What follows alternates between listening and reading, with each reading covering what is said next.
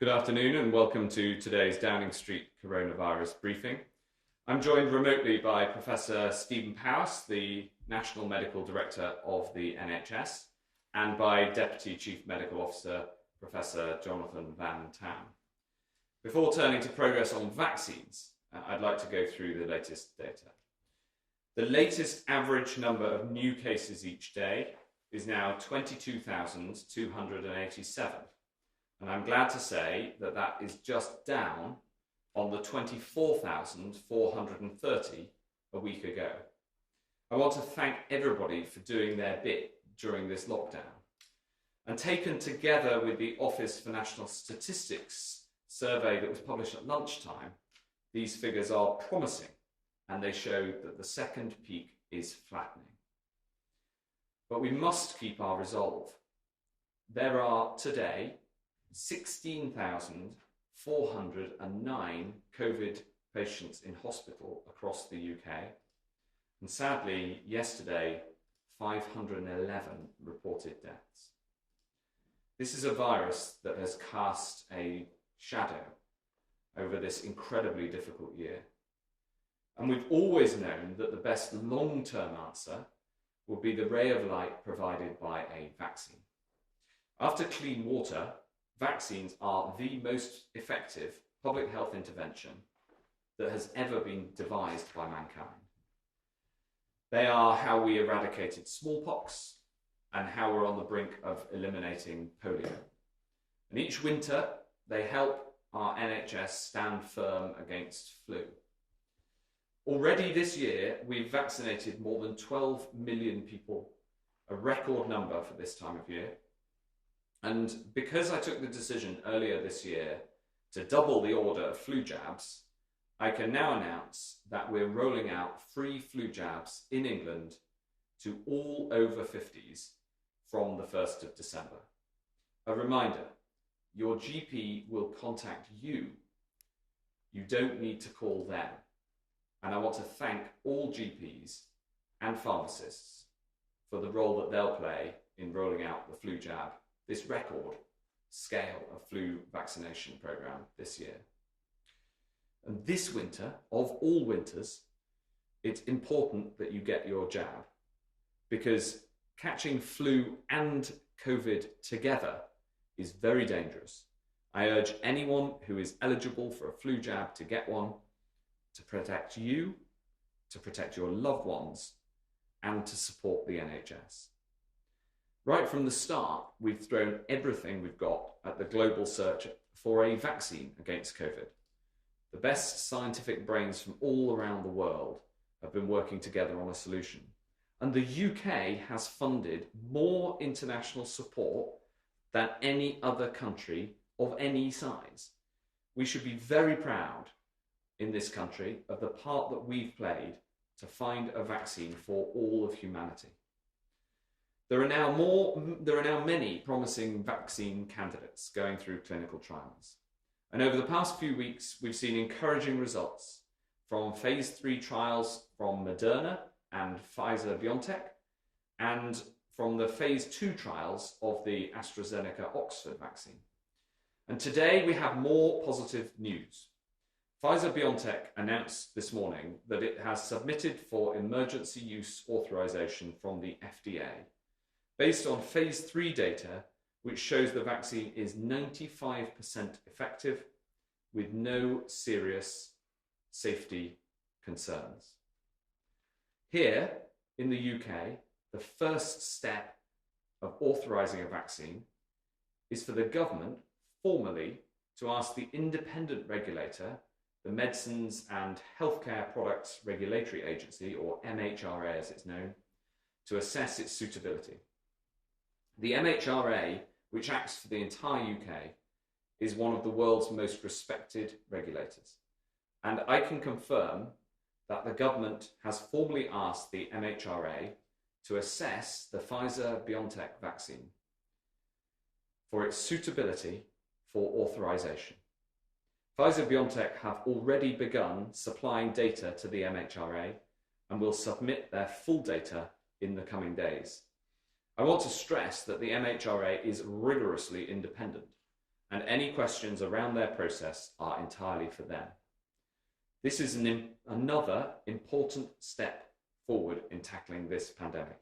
If a vaccine is approved, it will of course be available across the UK from our NHS, free at the point of delivery, according to need, not ability to pay.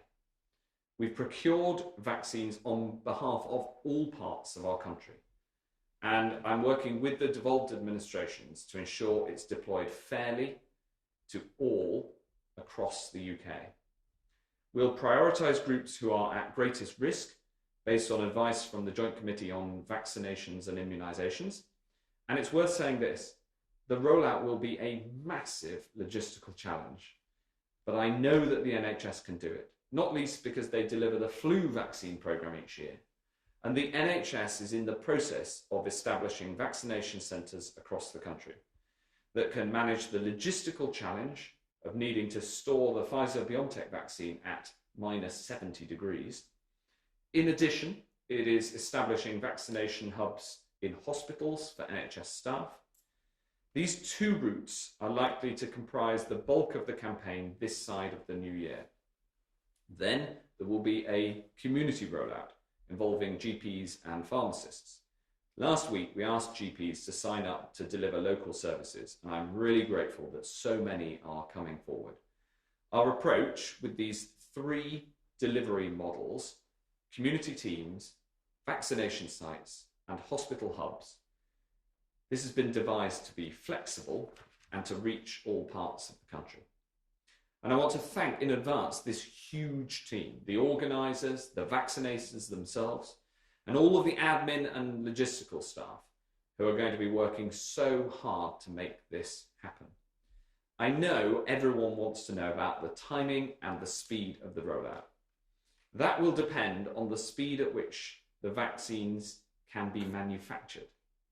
We know that the manufacturing process for all vaccines is difficult and uncertain. So I've asked the NHS to be ready to deploy at the speed at which the vaccine can be produced. What I can say about timing is that if, and it still is an if the regulator approves a vaccine, we will be ready to start the vaccination next month with the bulk of the rollout in the new year. We're heading in the right direction, but there is still a long way to go. Coronavirus remains a grave danger right now. So we must all keep doing the things that we know blunt the force of this lethal virus. Hands, face and space, and if you have symptoms, get a test. And help keep everyone safe until the science can help to see us through to the other side. I'm now going to hand over to Professor Powis to take us through the data. Professor Powis. Thank you, Secretary of State. And today I only want to show a single slide, and that is a slide that I've shown you previously concerning hospital inpatients in England. As you know, and as we have said before, as infection rates rise in the community, unfortunately, the sick rises, and for those who are the sickest and need inpatient hospital care, clearly that means admissions into hospital rise too, and the overall number of patients with COVID in hospital. And you can see that as we went from a low point in August, infections in the community have been rising through September, October and November, and that has meant that the number of patients in England has risen. You will see that it stands now at 14,479, and when I presented this slide 8 days ago at the press conference last Thursday, that was about 1,800 less, so we've seen a rise of around 1,800 in those 8 days. You will see from this slide that in the last few days, right at the very right end of the graph, there looks as if there is a levelling off. So that is just a few days data, and it's important not to read too much into it yet. We need to see data over a few more days and into next week. But again, as I've said before, it takes 2 weeks and beyond that before we see any effects of a reduction in infection rates in the community translating into a reduction in admissions and the number of inpatients. As the Secretary of State has said, we are starting to see evidence that as a result of restrictions, infection rates are falling. So it will be important over the next week or so to look at hospital data to see whether that translates, as we hope it will do, into a flattening and hopefully a reduction in the number of inpatients. We are not yet in winter.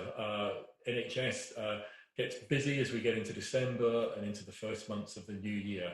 And it's really critical that we keep the number of patients with COVID in hospital down, because it's by doing that that the NHS can ensure that its services are up and running everywhere, that it can treat patients who have other conditions as well as all our COVID patients. And of course, all our staff are incredibly keen to ensure that we are getting through the unfortunate backlog of work that has resulted because of this pandemic. So I want to reiterate the importance of us all keeping to the advice, the restrictions that are put in place, because it is by doing that that we can best help the NHS to do the job that it always does, which is to provide care for all the citizens of this country. Thank you, and back to Secretary of State. Thanks very much to Professor Powis. And now we'll go to the first question. The first question is from members of the public, and we turn to Stephen from Weybridge. Stephen. ONS stats show us that Black and Asian communities are disproportionately affected by COVID-19. They are 3 to 4 times more likely to die of COVID-19 than those of white ethnicity. As such, will these communities be given vaccine priority after NHS workers, the elderly, and those with pre-existing conditions?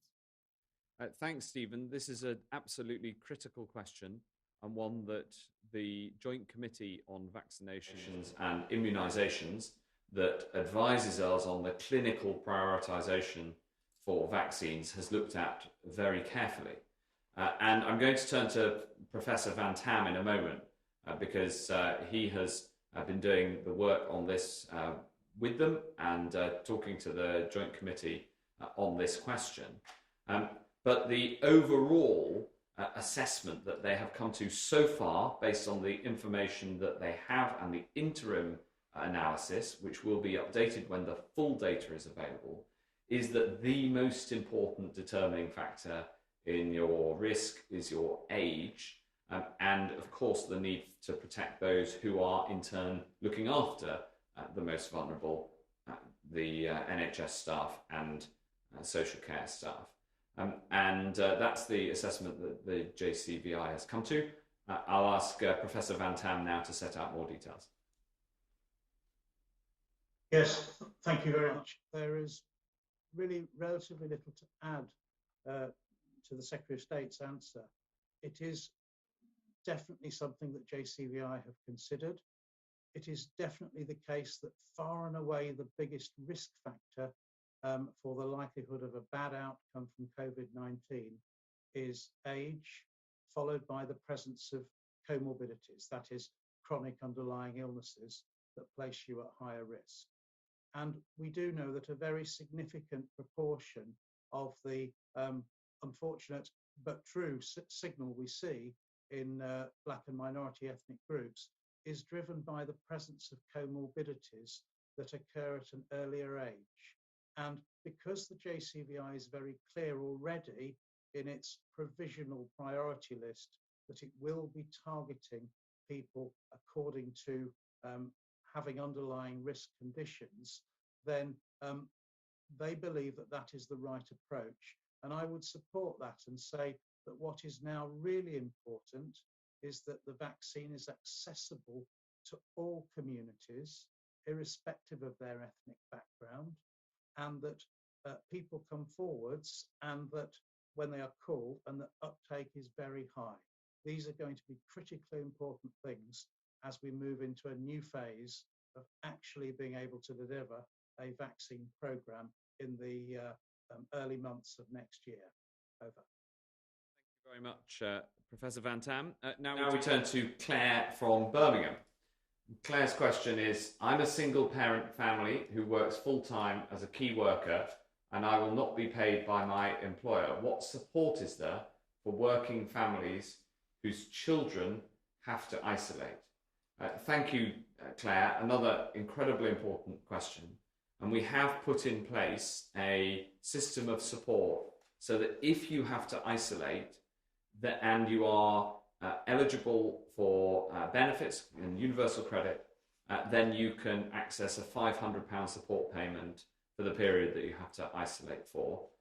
And I know that many thousands of people have benefited from that support and that payment so that they can do the right thing, because the self-isolation that's required when you either test positive or a close contact is such an important part of stopping the spread of this virus.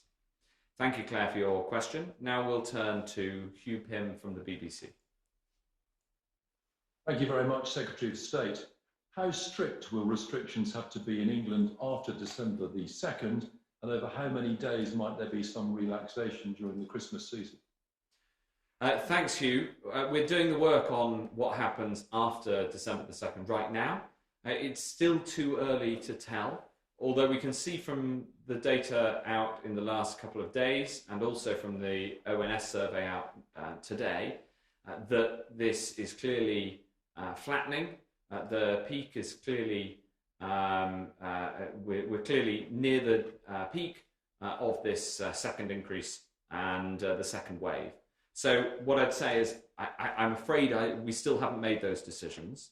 Over Christmas, I know how important it is for people that we have a system in place, a set of rules that both keeps people safe, but also allows people to see their loved ones.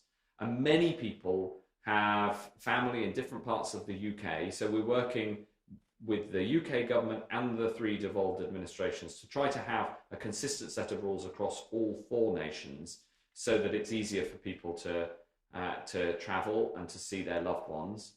But there will have to be rules in place because we still want to, obviously, we want to keep people safe as well. Can I ask a follow-up to... Yes, please do. And Steve Powison. I mean, how worried are you both, or one of you, how worried are you about a lifting too much and resulting in too much pressure on the NHS going through January? Well, maybe Professor Powis can answer that question. Yeah, thank you, Hugh. And clearly, as I said, it's important for the NHS that we get infection rates down, because then we can take pressure off NHS services as we go into the NHS winter in December and onwards. So as I've said previously, the government will be lifting the current restrictions on December the 2nd, but I am sure we will not be going back to normal. Further restrictions will be required. It's important for us that we see numbers of admissions stay down. The public once again has responded this time round as it did in the spring. We want to ensure that we keep those gains and we keep the pressure off the NHS. But as is quite right, the decisions as to which particular measures need to be in place needs to be a decision for our elected representatives, based, of course, on the data analysis and what the figures are showing us. Thanks very much. The next question from Thomas Clark at ITV. Tom. Thank you, Secretary of State. As you say, the numbers from the ONS survey today do show the outbreak levelling off on average across the country. But in London, the southeast, the east of England, the numbers are still going up. It does beg the question, although it's early days, for the lockdown impact, does the outbreak have to be flat or falling in all areas for us to safely ease lockdown restrictions before Christmas? Well, Tom, I very much hope that the numbers will start to fall. We've seen that levelling off that you describe. We've seen the change in trajectory in all parts of the country, in all parts of England, I should say. We watch each day's data vigilantly. We're just at the point where we're starting to be able to get a picture of that flattening, which is clearly good news. But obviously, I want to see that starting to come down. It might be Professor Van Tan might be able to add something to this in terms of expectations, because I try very much to look at the data that we are seeing and the data that's reported, and look at that each day rather than trying to make projections myself. Yes, thank you, Tom. I'm sorry I can't be with you personally. I'm actually self-isolating at the moment due to a household contact. You're quite right in the way that you interpret the latest ONS data, but they are from the weeks 8th to the 14th of November. So they are a few days behind where we are now.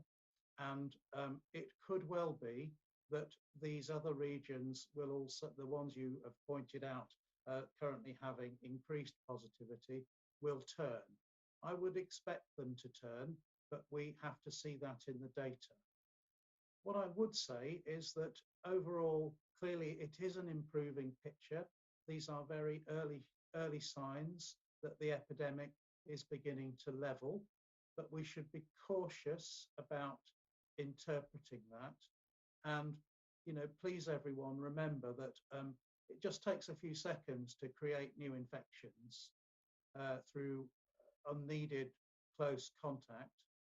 Those infections become disease, become illness, typically 5 to 7 days later, and then they become hospitalizations another 7 days after that. So, you could lose this in just a few seconds. And we're not at the end of the prescribed lockdown period at the moment. Every single one of us has to keep up the pressure on this virus and push down on it as much as we can right to the end of the period. Bearing in mind that when we get to the end of that period, actually we see the fruits of our actions a few days, a couple of weeks later. And this is really important. Don't give up on it now. Thank you. Over.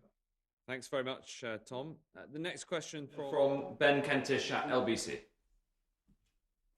Thank you, Secretary of State. I wanted to follow up on Hugh's question, because SAGE say that for any day of easing of restrictions over Christmas, we'll need 5 of tougher restrictions to make up for it.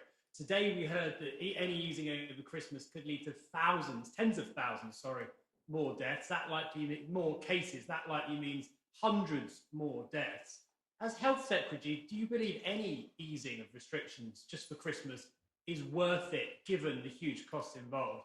And if I could just ask you a second question, Health Secretary, many people watching this would have experienced bullying in the workplace, and they might have hesitant to come forward because of a fear that people in powerful positions simply get away with it.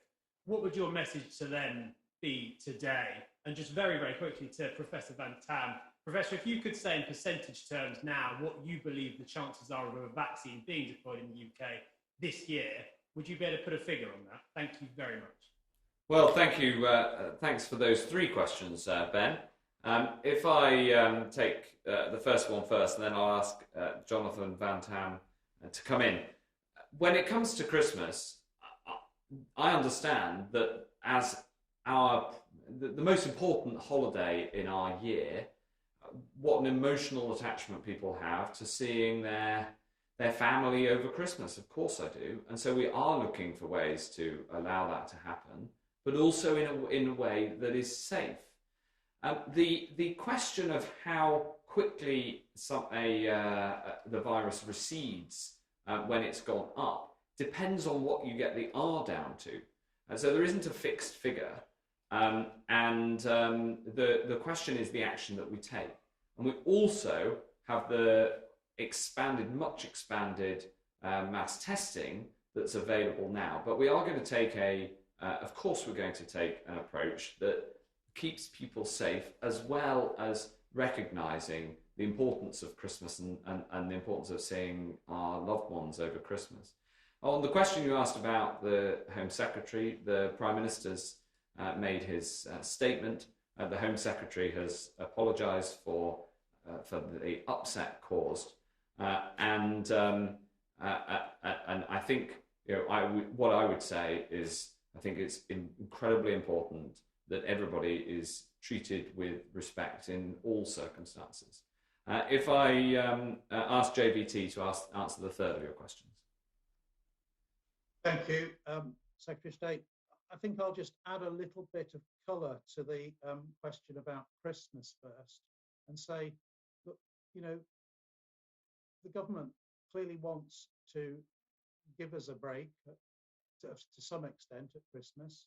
We as citizens all want something of a break. But there are no magic numbers about, you know, 1 day of Christmas, N days of payback in terms of lockdown. It's partly about the proportionate measures that the government will take in allowing us to have a sensible Christmas. But it's also about whether we comply and whether we follow the rules that are then put in place for that period. And if people don't, then the first scientific principle is that things will go back up again. And that's really, I think, the key message, that there's a dual responsibility here. And there's no magic number about how many days this is going to cost us. So we shouldn't frame it that way. On your second question about certainty about vaccines before Christmas, we do have a certain readout on the Pfizer-BioNTech vaccine, which we have contracted to obtain for the British people. We are waiting the MHRA authorization, or at least consideration of whether it can authorize the vaccine. That is a matter for the MHRA that I'm not going to speculate on, and it will happen at the speed of science. It has to happen in their own time when they are ready, and we need to leave them and trust them to get on with that. We don't know numbers of vaccines. That's, of course, always in the hands of the manufacturers about what they can produce, and it's in the hands of the manufacturers and the regulatory agencies around how quickly batches can be released for use if they are authorized. And it's pointless us speculating on that at this point in time. But do I believe that we are now on the glide path to landing this plane? Yes, I think I do. Do I accept that sometimes when you're on the glide path, you can have a side wind, and that the landing is not, you know, totally straightforward, it's totally textbook? Of course. And this is the real science world that we live in. But yes, I think we're on the glide path. Over. Thank you very much. And the next question is From Chris Smith at the Times. Chris. Thank you. Now, I know you said that vaccinations people were dependent on supply, but can you confirm that the Plans and Health Service Journal said if the supply is there, it will be possible to vaccinate every adult who wants it by April? And those plans suggested that all vulnerable groups would be vaccinated by the end of February. And if so, would that mean that by March, the pandemic would not be over, that you would see a reduction of hospitalisations that would mean there would therefore be no need for restrictions specifically to protect the NHS? Well, it's a very important question. There are all the uncertainties that Professor Van Tam's just set out. The task of the NHS is to ensure that as fast as the vaccine can be manufactured, so it can then be deployed. And I'll turn to Professor Powis to set out some of the details of that, because the NHS is taking the lead in the deployment of the vaccine. But what I'd say about the questions of timing is that the uncertainty is over the regulatory authorization, because the regulator will only allow the vaccine to be deployed if it is safe, and then over the manufacturing and the speed at which any vaccine can be manufactured. And of course, in particular, the two leading vaccines, the Pfizer-BioNTech and then the AstraZeneca-Oxford vaccines as the two leading candidates. However, we are ensuring that we're ready to deploy, should all of that go right, from next month. But I would caution that the bulk of the rollout will be in the new year, even on the best case scenario. And it will take a few months to get that vaccination program through for the vulnerable groups, if the vulnerable groups stay as currently set out by the guidance from the JCVI. Professor Powis. Yes, thank you, Secretary. Thank you, Chris. So I think the slides that you're referring to are from a number of weeks ago, and they are already already out of date, because we are continually getting new information from the clinical trials, from the manufacturers in terms of what they are able to produce. So in the NHS, our job has been to plan for a number of different eventualities. And we will not be clear exactly how we will be deploying this until a few steps have been taken. And both Professor Van Tam and the Secretary of State have outlined those steps. We don't have an authorized vaccine yet. So firstly, we need the information from the clinical trials. And as you've heard, Pfizer have posited that with the FDA today and should be shortly doing that with MHRA. So MHRA, as a regulator, have to consider that data. JCVI have to then recommend, assuming it's authorized, the prioritization for who gets vaccine in which order according to risk. And we need information from the manufacturers on what they can manufacture. They're obviously stepping up manufacturing in an unprecedented effort to increase vaccine supply. There's likely to be more than one vaccine coming. And of course, as Jonathan has said, there will be bumps along the way in terms of all these processes. So we are planning for all eventualities, and again, through routes that we take for vaccination already every year, through our GPs, through our community pharmacies, through our hospitals, but also through vaccination centres. We, like everybody else, want to get the vaccine out as quickly as possible. We don't underestimate the scale of the challenge. It's a huge challenge, but I, like the Secretary of State, are confident that we will be able to deliver that for the British public, but it will take into next year and it will take a number of months. Whilst we're doing that, it's important that we still, as citizens, comply with the restrictions that are in place now and might be in place in the future, because we will have a tough winter ahead. And we need to do all these things to battle this pandemic and get through. Thanks. Thank you very much, Steve. And the chief medical officer has said in the past, Chris Whitty has said that he hopes that we'll be able to get back more towards normal by the spring.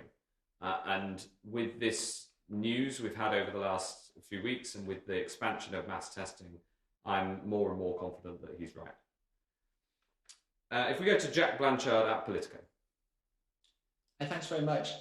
Secretary of State and the others, you'll be aware of the scale of misinformation out there about vaccines and the supposed dangers of them. How are you going to combat that over the next few weeks, and how concerned are you that take-up won't be high enough, assuming these vaccines are approved? And is there a percentage of the population that we need to take this so the virus is actually defeated next year? And just on Priti Patel, if I may, just for you, Secretary of State, what is the point in having an independent advisor on ministerial standards if the Prime Minister is just going to ignore that advice when it's one of his mates in the firing line? Well, I've answered the question on the Home Secretary, and the Prime Minister has been clear that he doesn't think that the Home Secretary has broken the ministerial code. On the substantive question about the vaccine, I'll turn to Jonathan Van Tam in a second, because he's been very clear about the best way to explain to people the benefits of having a vaccine, and all of mainstream science supports the use of vaccines where they're safe, and the safety can be assured by the fact that that no vaccine will be rolled out unless it's signed off by the regulator, which is independent. But the thing I'd say about the way that we discuss this is that there's a huge amount of work that has gone on and is going on in terms of ensuring that the objective, factual information about a vaccine is made available, and to ensure that that is the information that people can have access to, rather than things that aren't true and scare stories that are put about. But the best way to reassure people is not for people like me to talk about it, but it's for those who are the real experts and the clinicians, like Professor Van Tam. Jonathan. Thank you, Secretary of State. So, Jack, I'm not sure if you saw my briefing of a while ago, which I did with Professor Rain from the MHRA. And the MHRA were very clear that there is absolutely no difference in terms of the rigour and the standards they will apply to COVID-19 vaccines as to any other before they authorise them. And I was very clear that I will be very happy with their authorisation and very happy, indeed eager to take a vaccine myself, and will be telling my mum to do so. And that, I think, is a really important message. On vaccine misinformation, I just don't propose to give it any airtime because it is just that, misinformation. And judging by the correspondence I've had from members of the public in the last couple of weeks, it is clear that there is much more anxiety about when vaccines will be available and where people are on the priority list. And I understand that anxiety. And what I would say is if we can obtain the vaccines at the scale which is reflected in our ambition, and if the NHS delivers them in accordance with the challenge set down by the Secretary of State, that the only thing that will hold us back is supply, then in actual fact, people shouldn't worry too much about where they are on a priority order, because the difference between being, at this level versus that level will be 1 or 2 or 3 weeks. It won't be very long at all, because we intend to move with as much pace as we can possibly muster. Over.